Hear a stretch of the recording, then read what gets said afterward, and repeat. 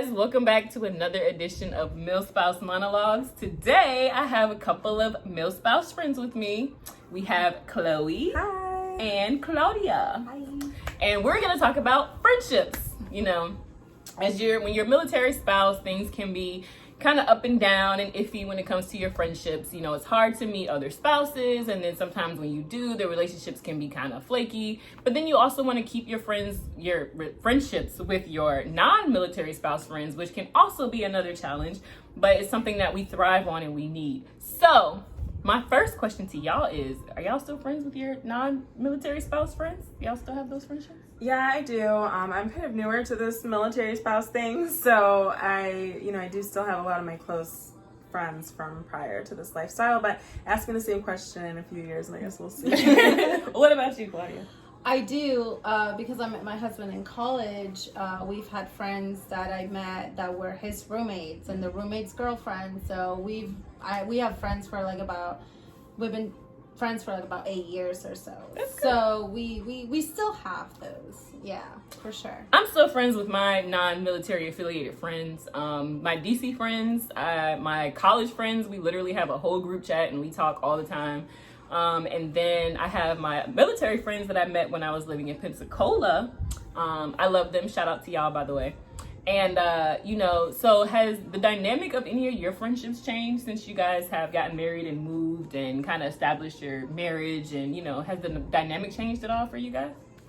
I think for us has changed a lot. Prior to this, I lived with one of my best friends that was our best friend for the longest time. And so we used to go out all the time, and if there was a Christmas party, we would be there, or if there was a vacation, we would be there. And because we're so far away right now, it's kind of like they really want us to be there, but we really can't. Yeah. So it's we miss a lot of things, more him than I do, really. But for me, it's been really hard, and for him, he's always kind of missed that because he was on deployment. Yeah. But right now, we're missing things together. Yeah. What about you? So I've only been away from my people for 6-7 months. So given that there was already a lot of phone communicating going on, so that's pretty much how me and my back home people are staying in touch. We spend a lot of time on the phone together, calling, texting, Facebook messaging, whatever it is, just trying to keep that momentum going. And with this whole COVID situation, that's kind of been, I think, actually made things stronger. Yeah. It's been a little bit easier to keep those relationships strong. So hopefully, everything can stay like that moving forward. I wouldn't say that the dynamics have changed with my friendships. I think it's just we've kind of adapted to, the distance, so to speak. So like I said, I have group chats with some people, and then with other people, we just text a lot or talk on the phone or FaceTimes and things like that. And of course, when I'm able to visit, I'll go visit them back home. None of them have actually come to visit me here yet. Shame on y'all. But, I'm hoping that maybe when I move, to California, maybe they'll be more prone to come out there and visit. Yeah. Hint, hint. So, we'll see what happens. But like I said, thankfully, for the most part, the dynamics haven't really changed. It's just kind of been like, oh, she's there, so we're just going to have a long distance friendship. We can't go to brunch, we used to, or we can't go to the parties, but we can still talk, you know what I mean? We can still, FaceTime or whatever. So have you guys lost touch completely with anybody since, this whole thing, since your lives have changed, or? I think for me, I've lost touch with the people that I kind of knew but didn't really get to know back home. Yeah. So I think that kind of shows you, though, if you're still in touch with these people, then it's worth following up with your friendship. I think for us, it was really good that we followed up. I'm in, just like you, just in a group chat or kind of always in touch. And with COVID, it was really, really nice to be able to have Zoom meetings and Zoom happy hours and be able to talk with everybody. Not only, from our friends back in college, but family members that maybe you just didn't think you could do that. So I think it was worth it because we still keep in touch with the people that you were supposed to keep in touch with. Right. Yeah, that's a good way to say it.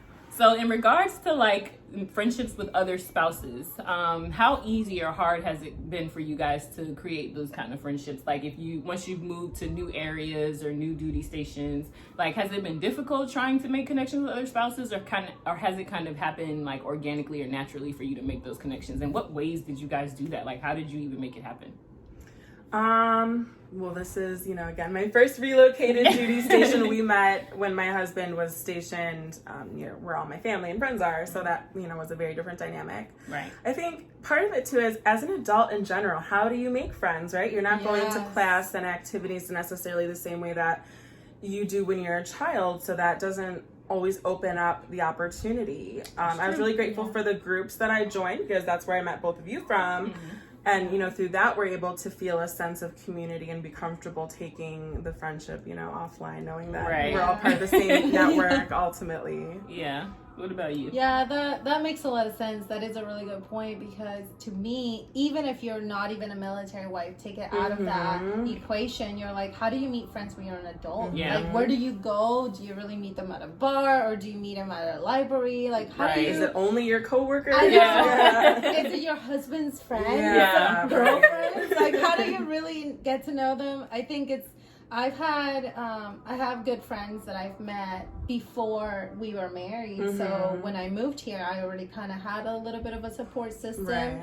And it was really nice to actually know someone. Yeah. But at the same time, you kind of want to be your own person. You want to be someone that, at least for me, that is not attached to just your husband. Like, you want to be your own friends that you can like talk to and hang out with. And it's not just like your husband's friend's girlfriend, so that has been a little hard as far as that. For me, when I first got married to my husband, I moved, like I said, from Maryland to Pensacola, and when I first moved there, of course, I didn't know anyone, but he did a very good job at incorporating me into the things that happened on the base. Like, at the time, he was a part of the Chiefs Mess, and he was like the president at the time, so we were always at the Chiefs Mess, so there were always other spouses there that I could connect with, so I was able to make friendships with the other spouses because we were always doing events at the Chiefs Mess. I became the ombudsman there, so that was another way that I made a lot of friends, because I was at different functions, and anybody who knows me knows I just have this personality that I don't mind talking to people. I'm easy going, and I'm like, hey, what's your name? My name is Shane as well. And so it was easy for me to kind of meet people. But it kind of started with other spouses because our husbands were all working together. So it was easy for us to kind of like, connect at, like I said, at the mess after everybody's working. They're all hanging out and having a beer or whatever. So it was easy to just like kind of migrate over to where the spouses were and kind of like, so, what you guys got going on there? What's your day? I'm saying? And, that was kind of how I developed my spouse friends in Pensacola. And then in here, it was harder because there isn't a mess here that I can kind of connect to that makes the job easy for me. So again, Facebook connected us. We've joined their spouses groups. Thankfully, there are spouses groups in pretty much every duty station you go. Yeah. So you can kind of connect to spouses that way. For those of you who aren't familiar, if you live in an area and you are a spouse and you're trying to find people around you, there are always spouse groups for your particular duty station. So make sure you look those up. But that's how I met these ladies.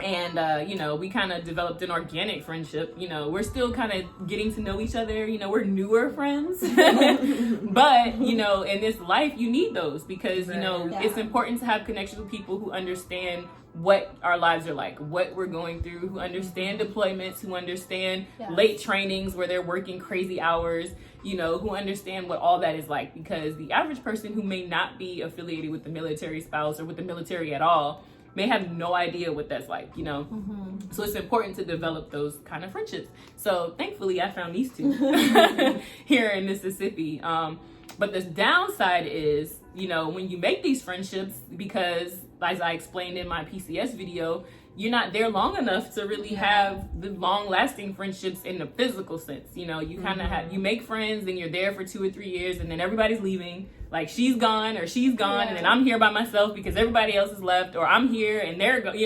because you have to learn how to cultivate those friendships from a distance. Like, have you guys had those experiences yet, where you've made friends somewhere and then they got orders somewhere and then they had to leave, and then you're like, well, dang, that was my only friend around the area. Now they're gone. What am I gonna do? Like, have y'all had that yet? Has that happened to y'all yet? That's going to happen when you go. That'll be, my first real go at that experience. But, again, having just left where all my people are, I'm already inclined, when there's a distance like that, you can, keep in touch other ways. But when you go next year, that'll be my first real experience with that. Right. Sorry, boo. What about you? I haven't really had anyone, because of work, I've never met anyone that I am really around that I know will leave soon. Yeah. But I feel like people are gonna have that when I leave. I'm kind of the person that is new to everything. You guys are teaching me a lot. We had a whole conversation about what our husbands are and what the terms are. So to me, everything is pretty new, but we never know. So in the next 3 years, that might change. And in the next 3 years, who knows who's gonna come, who's gonna go. So I think that's really, hard in general. Yeah. I had that experience when we were in Pensacola. There was a couple of spouses that left while I was there. Matter of fact, one of the spouses, her husband was actually in our wedding when me and my husband got married. And one of the other spouses, her name was Nice. Hi, Nice, if you're watching. She was like, oh my gosh, she was the sweetest thing ever. And I was so in my feelings when she left, because she was just the sweetest person ever, and I really hated that she had to leave. But again, that's just the nature of our lives. We built these great friendships, and then 2 or 3 years later, it's well, sorry, but y'all gonna have to do your friendship via FaceTime from now on, or you're gonna have to plan a visit to see each other, because we're taking your spouse and their families away from you. So I do have to say, now that you mention that, it wasn't directly a friendship of mine, but my husband had a really, really good friend, and his last name is Hubbard, and he's now stationed at Rhoda, but that was his dream, to get stationed at Rhoda. And so they met from the very beginning.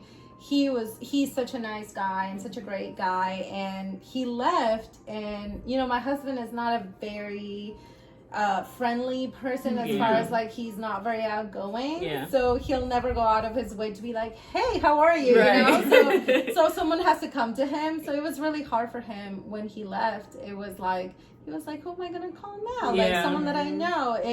And I feel that for him, because I was I get it, that's a loss that you have when you're in the military, even though he's still in and we still talk to him, we still really miss him. And our spouses do go through that too, because they create friends at these duty stations just like the spouses do.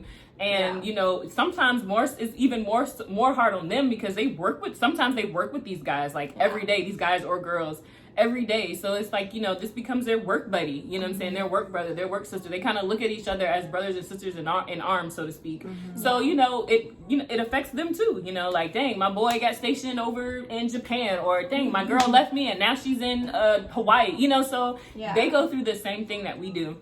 So it's very hard to again keep friendships in this lifestyle with people, especially if they're not truly you have to be truly grounded in your friendships for the friendships to last in this lifestyle, because we're moving all the time, and you just got to make sure that you have that solid foundation, what I mean, because so we need that, we need that support.